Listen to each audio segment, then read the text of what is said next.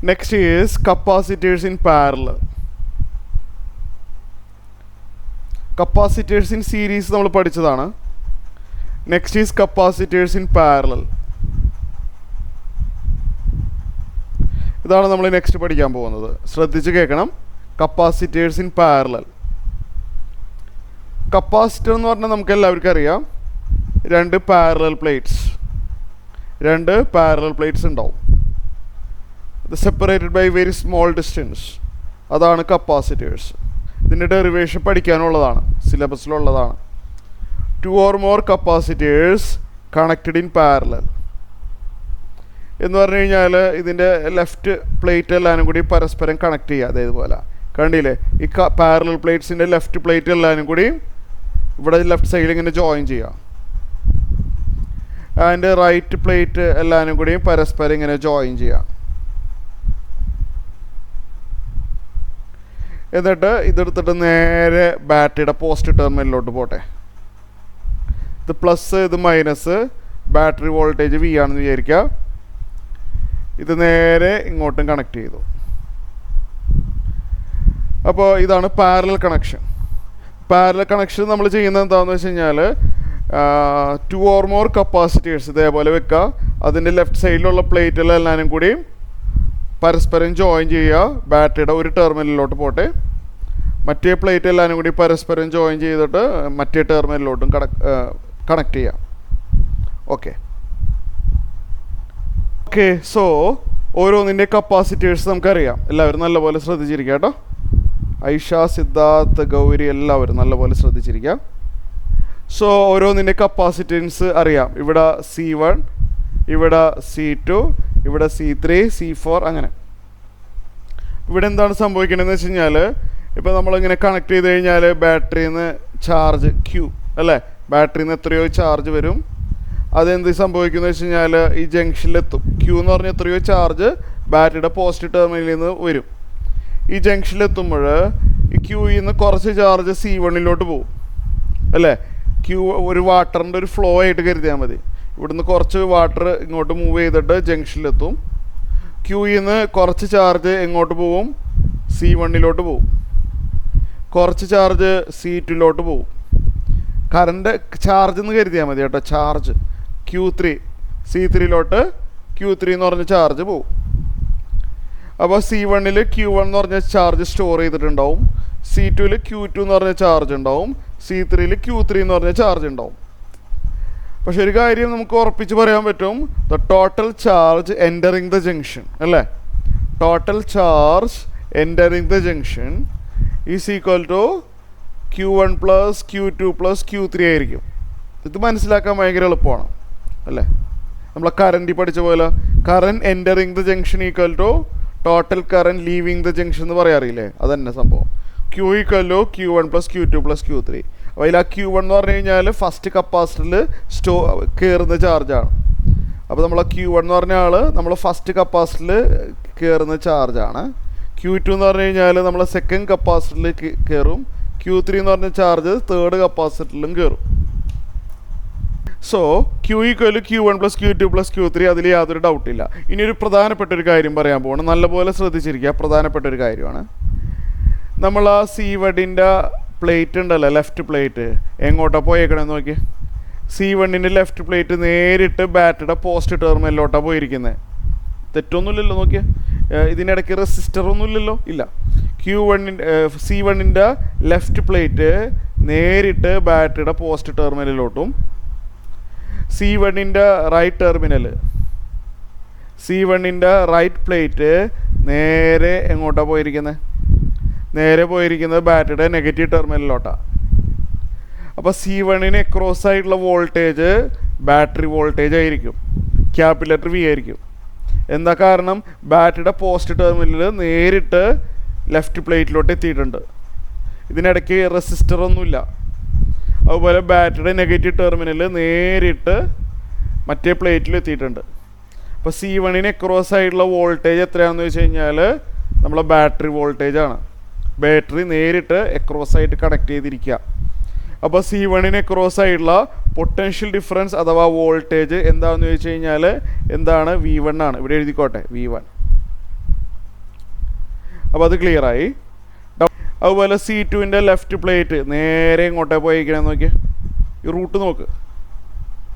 ഇതിനിടയ്ക്ക് റെസിസ്റ്ററോ ആയിട്ടൊന്നും ഇല്ല കേട്ടോ. C2-ൻ്റെ ലെഫ്റ്റ് പ്ലേറ്റ് നേരെ ബാറ്ററിയുടെ പോസിറ്റീവ് ടെർമിനലിലോട്ടും C2-ൻ്റെ മറ്റേ പ്ലേറ്റ് നേരെ നെഗറ്റീവ് ടെർമിനലിലോട്ടാണ് പോയിരിക്കുന്നത്. അപ്പോൾ ഈ വോൾട്ടേജ് മുഴുവനായിട്ടും C2-നെ ക്രോസ് ആയിട്ട് കണക്ട് ചെയ്തിട്ടുണ്ട്. ഈ voltage connected across this battery is connected across C2. അപ്പോൾ C2-നെ ക്രോസ് ആയിട്ടുള്ള ബാറ്ററി വോൾട്ടേജും V ആയിരിക്കും. V1 അല്ല, V ആണ് കേട്ടോ. ബാറ്ററി വോൾട്ടേജ് V എന്നല്ലേ എടുത്തത്. അപ്പോൾ ഇവിടുത്തെ ബാറ്ററി വോൾട്ടേജ് V തന്നെയാണ് ഇവിടെയും വരാം. അപ്പോൾ അതുകൂടാതെ ഇനി ഇതേപോലെ തന്നെ C3-യുടെ ലെഫ്റ്റ് പ്ലേറ്റ് നേരെ ബാറ്ററിയുടെ പോസിറ്റീവ് ടെർമിനലിലോട്ടും റൈറ്റ് പ്ലേറ്റ് നേരെ ബാറ്ററിയുടെ നെഗറ്റീവ് ടെർമിനലിലോട്ടും പോയിരിക്കുക. അപ്പോൾ ബാറ്ററി വോൾട്ടേജ് എത്രയാണോ അത് മുഴുവനായിട്ടും C3-ക്ക് അക്രോസ് ആയിട്ട് കിട്ടും. അപ്പോൾ കപ്പാസിറ്റർ 3-യുടെ അക്രോസ് ആയിട്ടുള്ള potential difference battery voltage V ആയിരിക്കും. ഇത് മറന്നുകൊണ്ട് ഇത് ഇമ്പോർട്ടൻ്റ് ആണ്. അപ്പോൾ ഞാനിതിവിടെ സെൻറ്റൻസിൽ എഴുതി തരാം. ഇത് മറന്നു പോകാൻ പാടില്ല. പ്രോബ്ലം ചെയ്യുമ്പോൾ ഇത് ആവശ്യം വരുന്നുണ്ട്. നിങ്ങളിത് റെസിസ്റ്ററിലൊക്കെ പഠിച്ചിട്ടുള്ളതാണ്. അപ്പോൾ ഇത് വളരെ ഇമ്പോർട്ടൻ്റ് ആയിട്ടുള്ള കാര്യമായതുകൊണ്ട് ഞാൻ നോട്ടെന്ന് പറഞ്ഞ് ഇവിടെ എഴുതാം. ഇനി പാരലൽ കണക്ഷൻ, അത് കപ്പാസിറ്റർ ആയിക്കോട്ടെ റെസിസ്റ്റർ ആയിക്കോട്ടെ എന്തെങ്കിലും ആയിക്കോട്ടെ. ഇനി parallel connection, voltage across each capacitors is equal to the battery voltage. ഇത് ബൈ ഹാർട്ടാക്കി വെക്കണം. ബാറ്ററി വോൾട്ടേജ്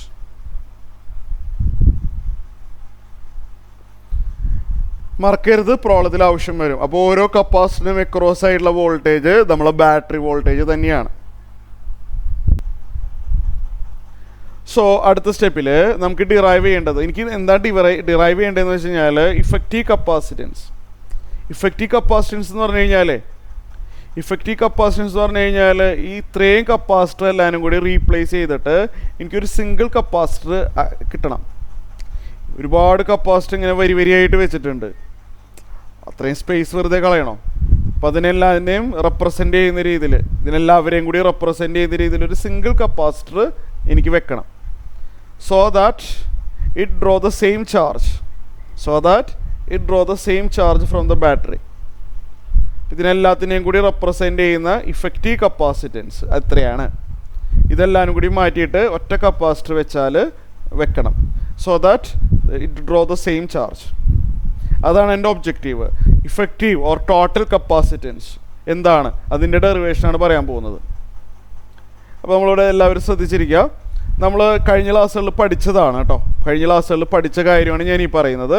നല്ലപോലെ ശ്രദ്ധിച്ചിരിക്കുക. ഇത് മാത്രം ഫോക്കസ് ചെയ്യുക. ഈ ഹൈലൈറ്റ് ചെയ്ത പോർഷൻ മാത്രം നോക്കുക, വേറൊന്നും നോക്കരുത്. ഇവിടെ നോക്ക്. Q1 എന്ന് പറഞ്ഞു കഴിഞ്ഞാൽ എന്താ? Q1 ഈ കപ്പാസിറ്ററിൽ കയറിയിട്ടുള്ള ചാർജാണത്. Q1 എന്ന് പറഞ്ഞു കഴിഞ്ഞാൽ ഈ കപ്പാസിറ്ററിൽ എത്ര ചാർജ് കയറി, അതാണ് Q1. V എന്ന് പറഞ്ഞു കഴിഞ്ഞാൽ ഈ കപ്പാസിറ്ററിന് ക്രോസ് ആയിട്ടുള്ള വോൾട്ടേജ് ആണ് V എന്ന് പറഞ്ഞാൽ. C1 എന്ന് പറഞ്ഞു കഴിഞ്ഞാൽ ഇതിൻ്റെ കപ്പാസിറ്റൻസ് ആണ്. നമ്മൾ കഴിഞ്ഞതിന് മുമ്പത്തെ ക്ലാസ്സിൽ തന്നെ പഠിച്ചിരുന്നു charge stored on the capacitor. ഒരു കപ്പാസിറ്ററിൽ കയറിയിട്ടുള്ള ചാർജ് കാണാനുള്ള ഫോർമുല അതിൻ്റെ കപ്പാസിറ്റൻസ് ഇൻറ്റു അതിനെ ക്രോസ് ആയിട്ടുള്ള വോൾട്ടേജ് ആണ്. ഇത് നമ്മൾ കഴിഞ്ഞ ക്ലാസ്സുകളിൽ പഠിച്ചിട്ടുള്ളതാണ്. ഭയങ്കര ഇമ്പോർട്ടൻറ്റ് ഫോർമുലയാണ്. ഒരു കപ്പാസിറ്ററിൽ എത്രത്തോളം ചാർജ് കയറിയിട്ടുണ്ട് എന്നുള്ളത് എങ്ങനെ കണ്ടുപിടിക്കാം? അതിൻ്റെ കപ്പാസിറ്റൻസിനെ അതിനെ ക്രോസ് ആയിട്ടുള്ള വോൾട്ടേജ് കൊണ്ട് മൾട്ടിപ്ലൈ ചെയ്താൽ മതി. അപ്പോൾ ഞാൻ ഈ ഫോർമുല ഇവിടെ യൂസ് ചെയ്യാൻ പോവാണ്. C1-ൽ ഈ കപ്പാസിറ്ററിൽ എത്ര ചാർജ് കയറിയിട്ടുണ്ട്? Q1 അല്ലേ. Q = CV എന്ന് പറഞ്ഞ ഫോർമുലയാണ് ഉപയോഗിക്കാൻ പോകുന്നത്. അപ്പോൾ Q1 = CV. ഇവിടുത്തെ CV എന്ന് പറയുമ്പോൾ C1 × V അല്ലേ. ഇവിടുത്തെ CV എന്ന് പറഞ്ഞാൽ C1 × V.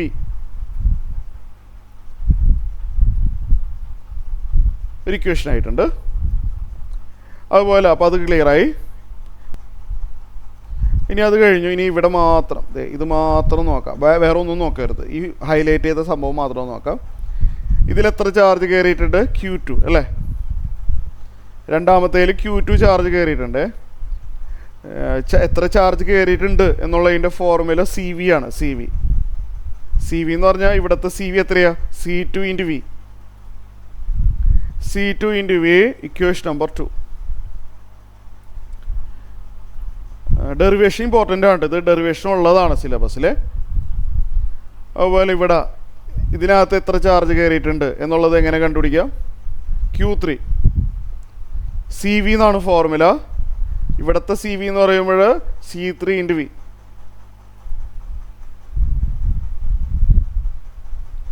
ഇതിനെന്തെങ്കിലും ഒരു പേരോട് വേറെ കൊടുക്കണോ അല്ലേ? നല്ല എന്നോ ഇക്വേഷൻ നമ്പർ എന്നോ എന്തെങ്കിലും ഇഷ്ടമുള്ള പേര് കൊടുക്കുക. 1ഉം 2ഉം 3 എല്ലാവരും കൂടി ഇക്വേഷൻ നമ്പർ എയിൽ സബ്സ്റ്റിറ്റ്യൂട്ട് ചെയ്യുക. 1ഉം 2ഉം 3 എല്ലാം ഇക്വേഷൻ എയിൽ ഇട്ട് കൊടുക്കുക. അപ്പോൾ equation A becomes, left side Q ആണ്, അതങ്ങനെ തന്നെ ഇരിക്കട്ടെ. ലെഫ്റ്റ് സൈഡ് Q ആണ്.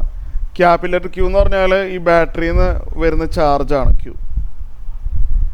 Q1 plus Q2 plus Q3 എന്ന് പറയുമ്പോൾ Q1 എന്ന് പറഞ്ഞു കഴിഞ്ഞാൽ C1V ആണ് അല്ലേ? Q1ന് വരെ എന്ത് എഴുതാം? C1V എന്ന് എഴുതാം. ഡെറിവേഷൻ വലിയ ബുദ്ധിമുട്ടൊന്നുമില്ല. പ്ലസ് Q2 എന്ന് പറഞ്ഞു കഴിഞ്ഞാൽ എന്തെന്നാണ്? C2V. Q3 എന്ന് പറഞ്ഞു കഴിഞ്ഞാൽ C3V.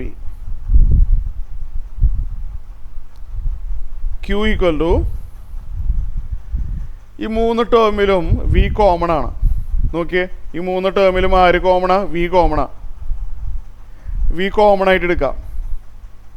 അപ്പോൾ C1 plus C2 plus C3 എന്ന് കിട്ടും. നമുക്ക് ഈ വീനെ പിടിച്ചിട്ട് ലെഫ്റ്റ് സൈഡിലോട്ട് കൊണ്ടുപോയാലോ? വീനെ നമുക്ക് ലെഫ്റ്റ് സൈഡിലോട്ട് കൊണ്ടുപോവാം. ഓക്കെ, എല്ലാവരും ശ്രദ്ധിച്ചിരിക്കുക. അപ്പോൾ നമുക്ക് Q/V കിട്ടും ലെഫ്റ്റ് സൈഡിൽ. ഈ ലെഫ്റ്റ് V ഇപ്പുറത്തോട്ട് കൊണ്ടുപോകുമ്പോൾ Q/V കിട്ടും. റൈറ്റ് സൈഡിൽ C1 plus C2 plus C3 കിട്ടും. Q/V എന്ന് പറഞ്ഞാൽ എന്താ സംഭവം എന്ന് അറിയാവോ? ബാറ്ററി അല്ല, sorry, charge leaving the battery അല്ലേ? ചാർജ് ലീവിങ് ദ ബാറ്ററി, ശരിയാണോ? അതെ, charge leaving the battery by battery voltage. നമ്മളതിനെ ഒരു പേര് പറയും, ഇഫക്റ്റീവ് കപ്പാസിറ്റൻസ്. ഇഫക്റ്റീവ് കപ്പാസിറ്റൻസ് എന്നാണ് നമ്മൾ പറയാം. എന്താണ്? Charge leaving the battery divide by battery voltage. അത് നമ്മൾ പറയുന്ന പേര് ഇഫക്റ്റീവ് കപ്പാസിറ്റൻസ് എന്നാണ്. പറഞ്ഞതാണ് Q/V. Okay, battery charge by voltage, charge by voltage. C1 plus C2 plus C3. കുറേ കപ്പാസിറ്റർ പാരലായിട്ടാണ് കണക്ട് ചെയ്യണമെങ്കിൽ C4 പ്ലസ് എക്സെട്ര. ഇതാണ് ഡെറിവേഷൻ. അപ്പോൾ ഇഫക്റ്റീവ് കപ്പാസിറ്റൻസ് എന്ന് പറഞ്ഞു കഴിഞ്ഞാൽ ഇത്രയും കുറേ കപ്പാസിറ്ററുകൾ ഇങ്ങനെ വരിയായിട്ട് വെക്കുമ്പോൾ അത്രയും സ്പേസും പോവും. അപ്പോൾ നമ്മളിതിലെല്ലാത്തിനെയും കൂടിയും റീപ്ലേസ് ചെയ്ത് ഒരു സിംഗിൾ കപ്പാസിറ്ററാക്കി വെക്കാം. So that it will draw the same charge. അങ്ങനെയാണെങ്കിൽ ആ ഇഫക്റ്റീവ് കപ്പാസിറ്റൻസിൻ്റെ ഫോർമുലയാണ് C1 plus C2 plus C3 plus etcetera. ഓരോ കപ്പാസിറ്റൻസുകളും തമ്മിൽ ആഡ് ചെയ്യണം. മറന്നുകൊണ്ട് പാരലൽ ആകുമ്പോൾ അഡീഷനാണ്. നമ്മൾ പഴയ റെസിസ്റ്റൻസിൻ്റെ കാര്യമായിട്ട് മാറിപ്പോവരുത്. പാരലൽ ആണെങ്കിൽ കപ്പാസിറ്റൻസുകൾ തമ്മിൽ ആഡ് ചെയ്താൽ ഇഫക്റ്റീവ് കപ്പാസിറ്റൻസ് കിട്ടും. ഈ ക്വസ്റ്റ്യൻ നോക്കാം നമുക്ക്. 3 capacitors of capacitances 2 picofarad, 3 picofarad and 4 picofarad are connected in parallel.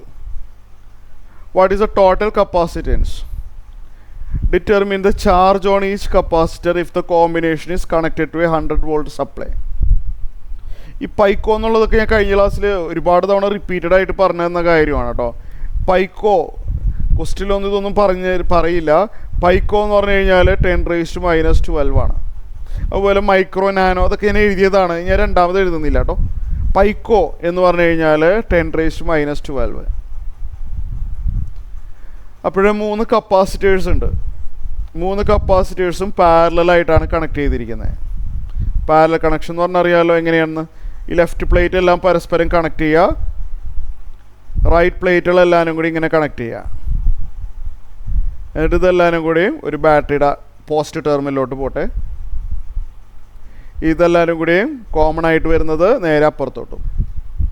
അങ്ങനെ 3 കപ്പാസിറ്റൻസ് ഉണ്ട്, C1, C2 ആൻഡ് C3. അതിൽ ആ C1 എന്ന് പറഞ്ഞു കഴിഞ്ഞാൽ ഇവിടെ എഴുതിയാൽ മതിയല്ലോ അല്ലേ. C1 എന്ന് പറഞ്ഞു കഴിഞ്ഞാൽ 2 പൈക്കോ ഫാരഡ്, C2 എന്ന് പറഞ്ഞു കഴിഞ്ഞാൽ 3 പൈക്കോ ഫാരഡ്, C3 എന്ന് പറഞ്ഞു കഴിഞ്ഞാൽ 4 പൈക്കോ ഫാരഡ്. നമുക്ക് ആദ്യം വേണ്ടത് what is the effective capacitance or total capacitance, ഇതാണ് വേണ്ടത്. പാരലൽ ആവുമ്പോൾ അറിയാം, പാരലൽ കണക്ഷൻ ആവുമ്പോൾ ഇഫക്റ്റീവ് കപ്പാസിറ്റൻസ് കാണാനുള്ള ഫോർമുല മറന്നുകൊണ്ട അഡീഷനാണ്. C1 plus C2 plus C3 plus C4 plus etcetera. First part ഭയങ്കര എളുപ്പമാണ്, ഇഫക്റ്റീവ് കപ്പാസിറ്റൻസ്. ഇപ്പോൾ പി എന്ന് പറഞ്ഞാൽ അവിടെ തന്നെ ഇരുന്നോട്ടെ, ഇപ്പം തൽക്കാലം 10 ആക്കണ്ട, ഇപ്പം അങ്ങനെ ഇരിക്കട്ടെ. 2p plus 3p plus 4p ഇതെല്ലാം ആഡ് ചെയ്താൽ എത്ര വരും? 2p പ്ലസ് 3p എന്ന് പറഞ്ഞാൽ 5p ആണ്. 5p പ്ലസ് 4p 9p ആണ്. 9 പൈക്കോ ഫാരഡ്. ഇതാണ് ഇഫക്റ്റീവ് കപ്പാസിറ്റൻസ്. ശ്രദ്ധിക്കുക, determine the charge on each capacitor. ഞാനൊരു പ്രധാനപ്പെട്ട കാര്യം നോട്ടായിട്ട് എഴുതിയിട്ടുണ്ട്, ഇത് ഒരിക്കലും മറന്നു പോകരുത്. ഈ പറഞ്ഞ കാര്യം മറക്കാൻ പാടില്ല. എന്താണ് പാരലൽ കണക്ഷൻ ആകുമ്പോൾ എന്ത് സംഭവിക്കുന്ന പറഞ്ഞത്? പാരലൽ കണക്ഷൻ ആകുമ്പോൾ voltage across each capacitor will be equal to battery voltage.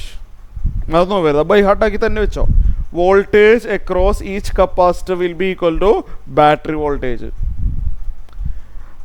ഇപ്പോൾ സെക്കൻഡ് പാർട്ടിൽ നമ്മൾ ബാറ്ററി വോൾട്ടേജ് 100 വോൾട്ടാണ് കൊടുക്കുന്നത്. അപ്പോൾ voltage across each capacitor will be battery voltage. ഇവിടെ 100 വോൾട്ട്, ഇവിടെ V2 എന്ന് പറഞ്ഞു കഴിഞ്ഞാൽ 100 വോൾട്ട്, V3 എന്ന് പറഞ്ഞു കഴിഞ്ഞാൽ എല്ലാം സെയിം ആണ് കേട്ടോ. V3 V1 എഴുതിയിൽ കുഴപ്പമൊന്നുമില്ല, നല്ലിരിക്കട്ടെ. ബാറ്ററി വോൾട്ടേജ് ഓരോ കപ്പാസിറ്റിന് അക്രോസ് ആയിട്ടുള്ള voltage will be equal to battery voltage ആണ്. പാരലൽ കണക്ഷൻ ആകുമ്പോൾ അങ്ങനെയാണ്. നമുക്ക് ഓരോന്നിൽ എത്ര ചാർജ് കയറിയിട്ടുണ്ടെന്ന് അറിയണം. Q1, Q2, Q3 ഓരോ കപ്പാസിറ്ററിലും എത്ര ചാർജ് ഉണ്ടെന്ന് അറിയണം. അത് ഇവിടെ എളുപ്പമാണ് കേട്ടോ. ഇവിടെ പാരലൽ ആകുമ്പോൾ ഭയങ്കര എളുപ്പമാണ്, കാരണം വോൾട്ടേജ് നമുക്ക് നേരിട്ട് തന്നെ കിട്ടുമല്ലോ. അപ്പോൾ ഒന്നുമില്ല, നമ്മൾ Q=CV ഉപയോഗിച്ചാൽ മതി, വേറൊന്നും ആലോചിക്കാനില്ല. ഇത് മാത്രം ഫോക്കസ് ചെയ്യുക. ഒരു കപ്പാസിറ്ററിൽ എത്ര ചാർജ് കയറിയിട്ടുണ്ട് എന്നുള്ളത് എങ്ങനെ കണ്ടുപിടിക്കാം? CV ചെയ്താൽ മതി. CV first കപ്പാസിറ്ററിലുള്ള charge C1 × V1 ചെയ്താൽ മതി. C1 × V1. C1 എന്ന് പറഞ്ഞു കഴിഞ്ഞാൽ C1 എത്ര? C1 2 പൈക്കോ farad. C1 എന്ന് പറഞ്ഞു കഴിഞ്ഞാൽ 2 പൈക്കോ ഫാരഡ്. V1 എന്ന് പറഞ്ഞാൽ 100 വോൾട്ട്. 100നെ നമുക്ക് വേണമെങ്കിൽ 10² എന്ന് എഴുതാം. V1 എന്ന് പറഞ്ഞാൽ 100 വോൾട്ട്, നമുക്ക് വേണമെങ്കിൽ അതിനെ 10² എന്ന് എഴുതാം. അപ്പോൾ ഇത് 2 × 10⁻10 കൂളം.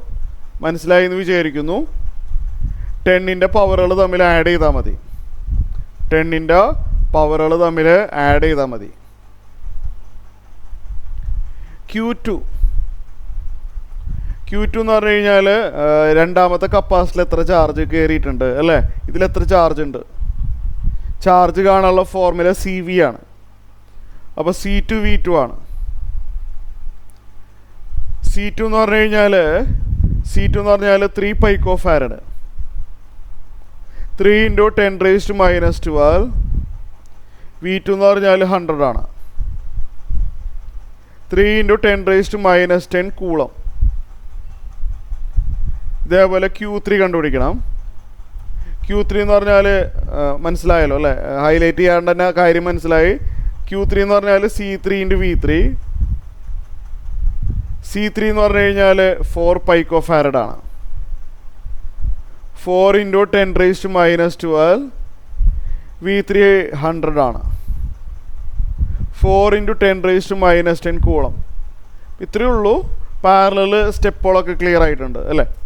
ടോപ്പിക് ഈസ് ഇത് ഡയഗ്രം ഇവിടെ ഇങ്ങനെ ഇരിക്കട്ടെ. Energy stored in a capacitor. എന്താണെന്ന് വെച്ച് കഴിഞ്ഞാൽ ഒരു കപ്പാസിറ്ററിനെ ക്രോസ് ആയിട്ട് നമ്മളൊരു ബാറ്ററി കണക്ട് ചെയ്തു. എല്ലാവരും നല്ലപോലെ ശ്രദ്ധിച്ചിരിക്കുക. ഒരു കപ്പാസിറ്ററിന് എക്രോസ് ആയിട്ട് ആര് കണക്ട് ചെയ്തു? ബാറ്ററി കണക്ട് ചെയ്തു. അപ്പോൾ ഇത് ചാർജ് ആവാൻ തുടങ്ങും. ഇങ്ങനെ വരിയായിട്ട് ഇങ്ങനെ ചാർജ് ഇതിലോട്ട് ഫ്ലോ ചെയ്ത് ഏതാനും 1 സെക്കൻഡ് വരെ വെയിറ്റ് ചെയ്യേണ്ട, അതിന് മുമ്പേ തന്നെ ഇത് ഫുള്ളി ചാർജ് ആവും. ക്യൂ എന്ന് പറഞ്ഞ ചാർജ് ഫുള്ളി ചാർജ് ആവും. പിന്നെ അങ്ങോട്ട് ചാർജിൻ്റെ ഫ്ലോ നിൽക്കും, ചാർജ് ഫ്ലോ നിൽക്കും. അപ്പോൾ എങ്ങനെയാണ്? ഒന്നുമില്ല, ഞാൻ വെറുതെ ഒരു ജസ്റ്റ് ഒരു ഐഡിയക്ക് വേണ്ടി, കോൺസെപ്റ്റ് സ്ട്രോങ് ആവാൻ വേണ്ടി പറയണമെന്നുള്ളൂ. നമ്മളൊരു ബാറ്ററി, വി ആണ് ബാറ്ററി വോൾട്ടേജ്, നമ്മളിങ്ങനെ കണക്ട് ചെയ്ത് കഴിഞ്ഞാൽ ഇങ്ങനെ വരിയായിട്ട് ഇങ്ങനെ ചാർജ് ഇങ്ങനെ ഒഴുകാൻ തുടങ്ങും, ചാർജിൻ്റെ ഒരു ഫ്ലോ നടക്കും. ഭയങ്കര ഫാസ്റ്റാണ് കേട്ടോ, ഭയങ്കര ഫാസ്റ്റാണ്. ഒരു സെക്കൻഡ് വേണ്ട, ഏതാനും ഫ്യൂ മില്ലി സെക്കൻഡ്സ് ആവുമ്പോഴത്തേനും ഇത് ഫുള്ളി ചാർജ് ആവും. ഒരു പരിധി കൂടുതൽ ചാർജ് കയറില്ല, ഇതിന് പരമാവധി ഒരു ചാർജ് ആയ ക്യൂ കയറും. പിന്നെ ഇത് സ്റ്റോപ്പ് ആവും, പിന്നെ no more flow of the charge, fully ചാർജായി. അപ്പോൾ ഇത് എനർജൈസായി എന്ന് വേണമെങ്കിൽ പറയാം. ഈ കപ്പാസിറ്റർ എനർജൈസായി. അപ്പോൾ ഇതൊരു ബാറ്ററി പോലെ വർക്ക് ചെയ്യുകയാണ് ചെയ്യുക. നമ്മൾ മനസ്സിലായില്ലേ, ബാറ്ററി ഡിസ്കണക്ട് ചെയ്തു എങ്കിലും ഇതിൽ ചാർജ് അപ്പോഴും അവിടെ തന്നെയുണ്ട്.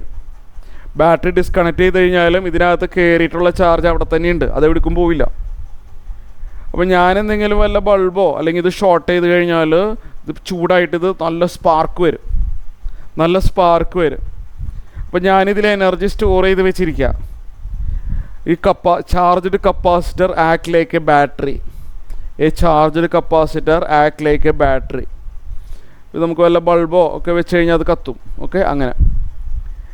അപ്പോൾ നമ്മളിത് എനർജൈസ് ചെയ്തു. ഓക്കെ, അപ്പോൾ energy stored in a capacitor, ഇതിൻ്റെ ഡെറിവേഷൻ ടെക്സ്റ്റ് സിലബസിലില്ല എന്ന് വ്യക്തമായിട്ട് അവർ എഴുതിയിട്ടുണ്ട്, വ്യക്തമായിട്ട് സിലബസിൽ എഴുതിയിട്ടുണ്ട്. ഓൺലി ഫോർമുല എന്ന് പറഞ്ഞിട്ടുണ്ട് വ്യക്തമായിട്ട്. അപ്പോൾ ഇതിൻ്റെ ഫോർമുലയുടെ ഡെറിവേഷൻ ഒരു ഇൻ്റഗ്രേഷൻ മെത്തേഡാണ്. അത് പക്ഷെ പഠിക്കാനില്ല, അത് ചോദിക്കില്ല എക്സാമിന്, അതുകൊണ്ട് മാത്രമാണ് ഞാൻ പറയാതിരിക്കുന്നത് കേട്ടോ.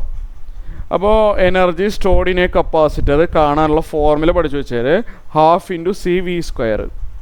വി എന്ന് പറഞ്ഞു കഴിഞ്ഞാൽ potential difference across the capacitor. നമ്മൾ എത്ര വോൾട്ടേജ് ബാറ്ററി ഉപയോഗിച്ചിട്ടാണോ ഇത് ചാർജ് ചെയ്തത് അതായിരിക്കും ഇതിനെ ക്രോസ് ആയിട്ട് ഉണ്ടാവുക. അപ്പോൾ ഇത് മറന്നുകൊണ്ട energy stored in a capacitor കാണാനുള്ള ഫോർമുല മാത്രം പഠിച്ചു വെച്ചാൽ മതി. Half into C V square ആണ്. സി എന്ന് പറഞ്ഞു കഴിഞ്ഞാൽ കപ്പാസിറ്റൻസ്, വി എന്ന് പറഞ്ഞു കഴിഞ്ഞാൽ potential difference across the plates. Okay, derivation പറയുന്നില്ല. അപ്പോൾ ഇതൊന്ന് എഴുതി വെച്ച എല്ലാവരും ഇത് എഴുതിയെടുക്കുക. ക്വസ്റ്റ്യൻ ചോദിക്കുമ്പോൾ ചിലപ്പോൾ അവർ വി ഒന്നും തരണമെന്നില്ല, ക്യൂവും സി ഒക്കെ ആയിരിക്കും തരാം. ചിലപ്പോൾ ക്യൂവും സി ഒക്കെ ആയിരിക്കും, വി തരില്ല. എന്നാലും കുഴപ്പമില്ല. അപ്പോൾ സി വിയിൽ ചിലപ്പോൾ സി തരും, ചിലപ്പോൾ വി തരില്ല, അങ്ങനെയൊക്കെ ആയിരിക്കും ചിലപ്പോൾ. അപ്പോൾ ഒരു കാര്യം മറക്കാതെ, ഒരു കാര്യം നോട്ടെന്ന് പറഞ്ഞ് ഇവിടെ സൈഡിലായിട്ട് എഴുതി വെച്ചോ, Q equal to C V എന്ന് പറഞ്ഞ കാര്യം മറക്കണ്ട. ക്യൂ എന്ന് പറഞ്ഞാൽ കപ്പാസിറ്ററിൽ ഉള്ള ചാർജാണ് ക്യൂ. നമ്മൾ ബൈ ഹാർട്ടാണല്ലോ. ക്യൂ എന്ന് പറഞ്ഞാൽ ഈ കപ്പാസിറ്ററിൽ എത്ര ചാർജ് കയറിയിട്ടുണ്ട്. അപ്പോൾ ഞാൻ ഇത് പറയാൻ കാരണം ഹാഫ് സി വി സ്ക്വയർ ആണ് ഫോർമുല, പക്ഷെ ചിലപ്പോൾ സി തന്നിട്ടുണ്ടാവില്ല അല്ലെങ്കിൽ വി തന്നിട്ടുണ്ടാവില്ല. അങ്ങനെയാണെന്നുണ്ടെങ്കിൽ നമുക്കിത് ക്യൂ ഈക്വൽ സി തന്നിട്ടുണ്ടാവില്ല, ചിലപ്പോൾ വി തന്നിട്ടുണ്ടാവില്ല, പകരം ക്യൂ ആയിരിക്കും തന്നിട്ടുണ്ടാവുക. അപ്പോൾ നമ്മൾ ക്യൂ ഈക്വൽ സി വി എന്ന് പറഞ്ഞ ഫോർമുല ഉപയോഗിച്ചിട്ട് ഇതിൽ തരാത്ത ആളെ കണ്ടുപിടിക്കാൻ പറ്റും. ക്യൂ ഈക്വൽ സി വി എന്ന് പറഞ്ഞ ഫോർമുല ഉപയോഗിച്ചിട്ട് ഇതിൽ തരാത്ത ആളെ നമുക്ക് കാണാൻ പറ്റും. അങ്ങനെ ചെയ്യാം. ഞാൻ ഒരു എക്സാമ്പിൾ കാണിച്ചു തരാം. അപ്പോൾ താഴെ ഇങ്ങനെ ഒന്നൊരു നോട്ടെന്നും പറഞ്ഞ് എഴുതി വെച്ചാൽ മതി, ക്യൂ ഈക്വൽ സി വി. നമുക്കൊരു എക്സാമ്പിൾ നോക്കാം. ഇത് ഡയറക്റ്റ് ക്വസ്റ്റ്യൻ ഇല്ലയെന്ന് തോന്നുന്നു ടെക്സ്റ്റ് ബുക്കിൽ, ഡയറക്റ്റ് ആയിട്ടില്ല. ഒരു മിനിറ്റ്, ഞാൻ ഒരു ക്വസ്റ്റ്യൻ ഇവിടെ എഴുതി കാണിച്ചു തരാം. ഓക്കെ, നല്ലത്. ഇത് എഴുതിയല്ലോ അല്ലേ?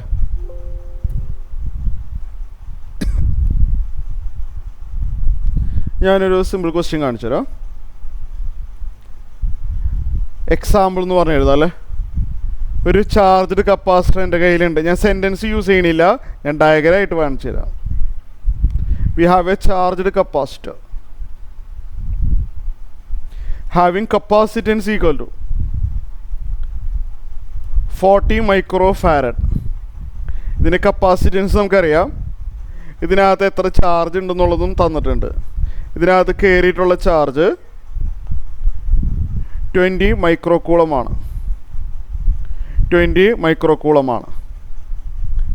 അങ്ങനെയാണെന്നുണ്ടെങ്കിൽ find the energy stored in the capacitor. അതാണ് question. Find the energy stored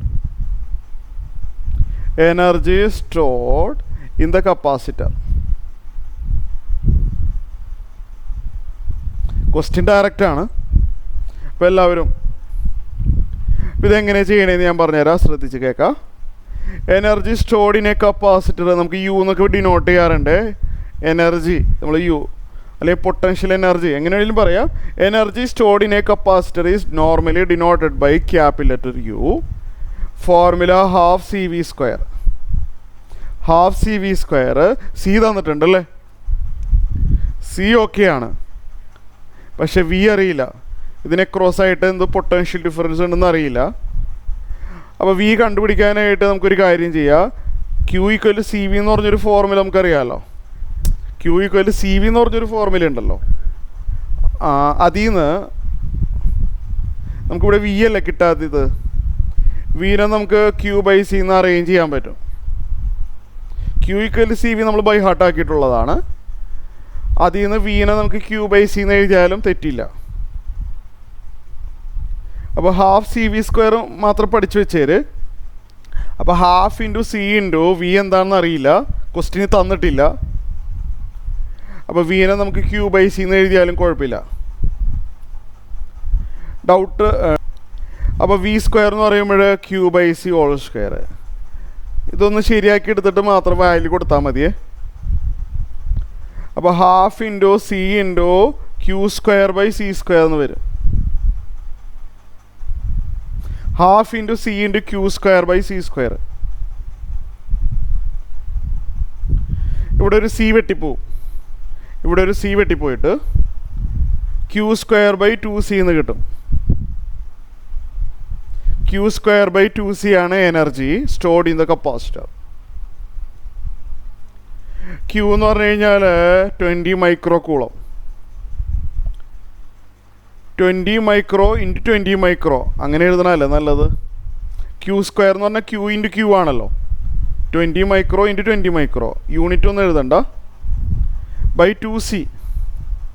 2 into C. C എന്ന് പറഞ്ഞു കഴിഞ്ഞാൽ കപ്പാസിറ്റൻസ് 40 മൈക്രോ.